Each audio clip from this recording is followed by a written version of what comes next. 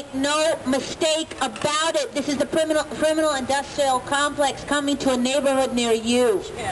We are not doing anything to help folks by building a $2.5 million deep pocket court.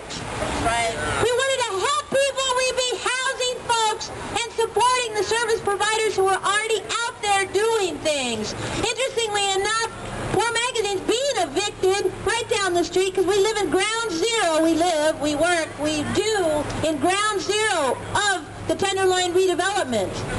We're being evicted so they can create this Class A office building that will not provide services, that will not help folks who actually live and work and dwell around the offices, but rather will help to incarcerate them. We have a project that's $2.5 million. It houses 10 families. It has a school for houseless children. It has an arts and social justice cafe. That's an interesting use of $2.5 million.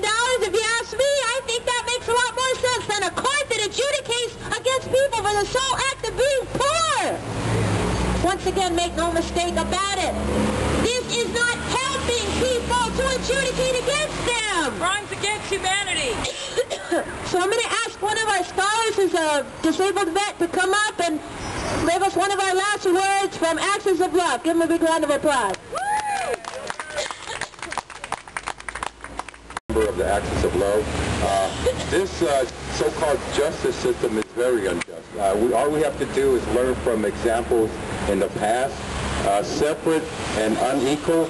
You ever heard of the Bureau of Indian Affairs? Yeah. It's a little branch off with the Department of Interior. We also, have you heard of, who else is that? Bureau of Indian Affairs, Department of Veterans Affairs.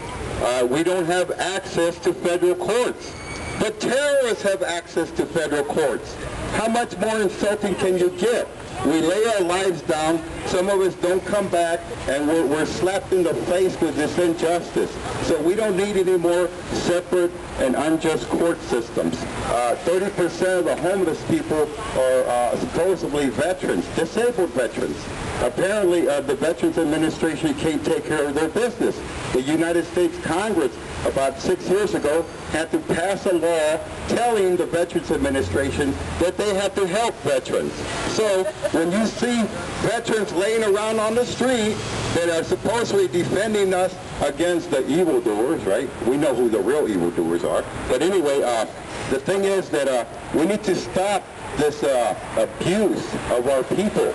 Our human rights are at stake, okay? So let's take the lesson from the veterans, from the Native Americans. Don't let them do this to you, okay? So this is institutionalized now. Let's stop the abuse, stop the evilness, okay? Thank you.